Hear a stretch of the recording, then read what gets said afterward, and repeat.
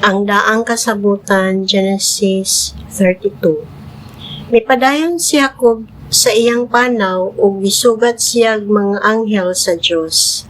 Sa pagkakita ni Jacob kanila, miingon siya, mga sundalo kini sa Dios. Busa ginganlan niyag Mahanaim ang maong dapit. Nagsugo si Jacob ug mga tawo sa pag-una kaniya ngadto sa iyang igsuon nga si Esau. Didto sa Seir, sa nasod sa Edomia. Gisugo niya sila nga sultihan si Esau niini. Si Jacob ang imong sulugoon didto mipuyo tipon kang laban o karon palamang mopauli. Aduna siya daghang baka, asno, karniro, kanding ug mga olipon. Gipasuguan ka niya aron pagsugilon kanimo niini basi nalag mahimuot ka kaniya. Sa nahibalok na ang mga sinugo ni Jacob, miingon sila, didto na kami sa imong igsuon nga si Esau, ug nagpaingon na siya nganhi aron pagtagbo kanimo. May kuyog siyang 400 katawo, nahadlok ug nabala kapag ayo si Jacob. Busa gibahi niya sa duha ka panon ang iyang mga tawo, ingon man ang iyang mga karniro, kanding, baka ug mga kamelyo. Naghuna-una siya nga kun ugaling atakeho ni Esau ang unang pundok, makahimong pag-ikyas ang ikaduha. Unya nagampo si Jacob, Diyos sa akong apuhan nga si Abraham o sa akong amahan nga si Isaac, pamatia intaon ako Ginoo. Ikaw nag-ingon ka nako, pauli sa inyo o sa imong kaparyentihan o salig nga walay mahitabo kanimo. Dili ako takos sa tanan mong kaluoy o kaayo ka nako nga imong sulugoon. Mitabok ako sa Jordan nga walay dala, gawas sa akong sungkod. Apan karon mibalik ako uban niining duha ka pundok. Busa luwasain taon ako gikan sa mga kamot sa akong igsuon nga si Esau.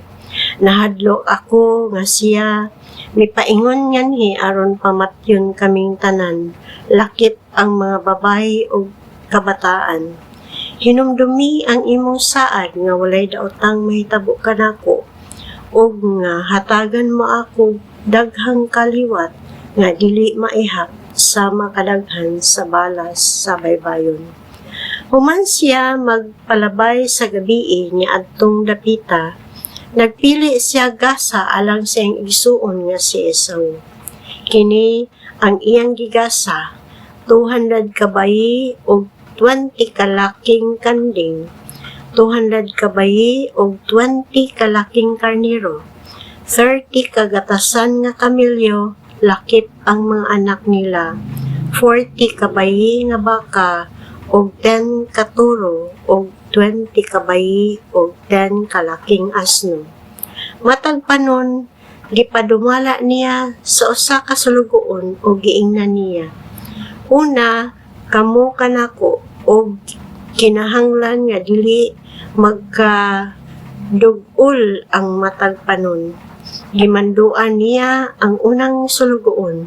Kung mangutana kaninyo ang akong igsuon nga si Esau, kung kinsa ang inyong agalon, asa kamo paingon o kinsa tag-iya ni ining kayupan, ingna siya, kini iya ni Jacob nga imong sulugoon. Iya kining igasa kanimo ug nagsunod siya kanamo. Mauusab kini ang iyang gisugo sa ikaduhang ug sa ikatulo ingon man sa tanan nga nagdumala sa nagsunod nga mga panon. Ingna si Esau, ang imong sulugoon nga si Jacob nagsunod kanamo. Nagtuo si Jacob nga maluoy kaniya ang iyang isuon tungod sa mga gasa nga iyang gipadala pag-una ug nga pasayloon siya ni Esau. Gipadala niya pag-una ang mga gasa ug mipahulay siya dito sa kampo niadtong gabi-una. Niadtong gabi-una mibangon si Jacob ug gidala niya ang duha niya ka asawa, ang duha niya ka ulipong babay o ang 11 niya ka anak ug mitabok sila sa tabukanan sa suba sa habok. Human niya ikatabok sila, iya usab nga gipatabok ang tanan niyang kabtangan. Siya na lamang ang nagpabilin. Unya may tawong nakigdumog kaniya hangtod sa kadlawon.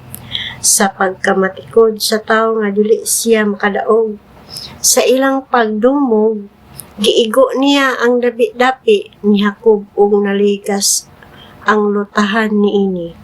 Miingon ang tawo, buhi ako kay hayag na.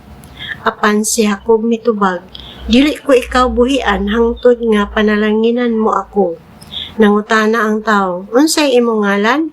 Mitubag siya, Jacob.